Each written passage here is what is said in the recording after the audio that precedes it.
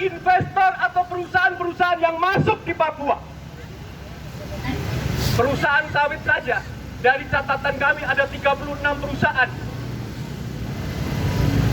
Baru di satu provinsi, belum di provinsi-provinsi lain yang ada di Papua.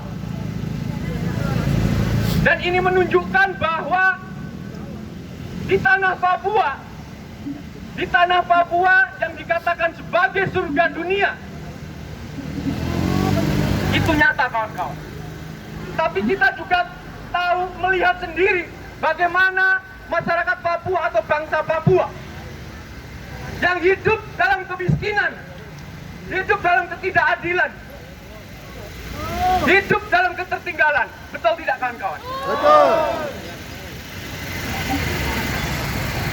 Lalu kita sebagai masyarakat yang ada di kota, di Jakarta, di Jawa, apakah kita hanya diam 1000 bahasa? Tentu tidak kawan-kawan. Kita menginginkan apa yang terjadi di Papua, ini harus kita ketahui. Kenapa situasi di Papua sampai dengan saat ini tidak pernah kondusif? Ini sudah menjadi pertanyaan penting bagi kita sebagai warga negara yang hidup di kota Jakarta. Kawan-kawan Papua atau masyarakat Papua juga menyampaikan bagaimana kejamnya orang-orang Jakarta, bagaimana kejamnya orang-orang pemerintahan pusat terhadap Papua. Apakah kita tidak mendengar? Kita tentu mendengar kawan-kawan. Dan kita sebagai masyarakat dari kelompok gerakan rakyat, ada kaum buruh, ada nelayan, ada mahasiswa, ada petani, ada masyarakat adat yang lain yang menginginkan negara kita atau pemerintah kita yang bersih, yang baik, yang jujur, yang adil. Tentunya kita tidak bisa tinggal diam kawan-kawan. Kasus kriminalisasi Haris Azhar dan Fathia ini harus menjadi pembelajaran penting buat kita semua. Kasus ini terjadi, kami menilai hanya untuk menakut-nakuti dari gerakan rakyat lain yang mencoba mengkritisi dari kebijakan-kebijakan pemerintah kita. Kawan-kawan tahu, sejak tahun 2020 pemerintah kita menerbitkan Undang-Undang Omnibus Law Cipta Kerja. Ada 11 klaster yang salah satunya juga soal klaster tenaga kerjaan. Dan kita ketahui bersama, Omnibus Law Cipta Kerja secara substansi justru mendegradasi dari kebijakan-kebijakan sebelumnya. Bagi buruh tentu ini mendegradasi dari hak-hak kaum buruh.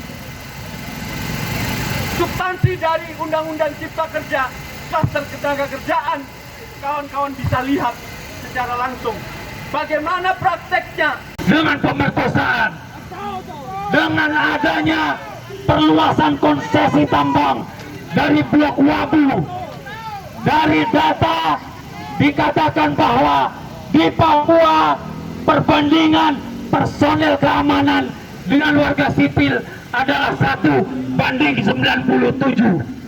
Artinya satu personel aparat untuk menjaga 97 rakyat Papua. Sementara rasio perbandingan di tingkat nasional adalah 1:296. Artinya satu personil untuk menjaga 296 warga.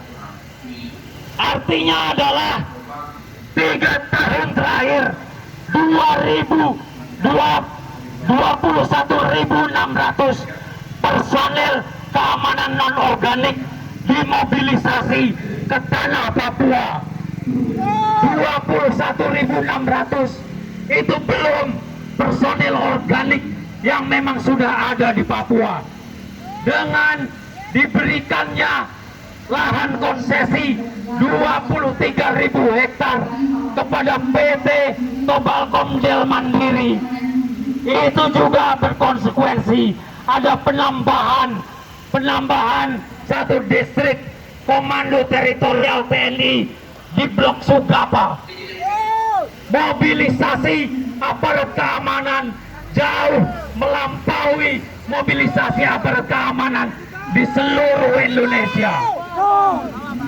Bagaimana kami rakyat sipil, kami buruh, petani tidak curiga dengan adanya bisnis aparat.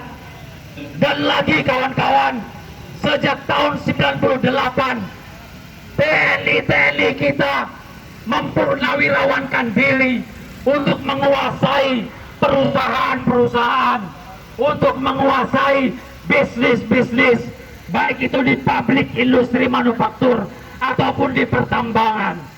Mereka mempurnawirawankan diri, dan kita tahu tentara kita sepanjang pengalaman bertempur hanya menghadapi rakyatnya sendiri.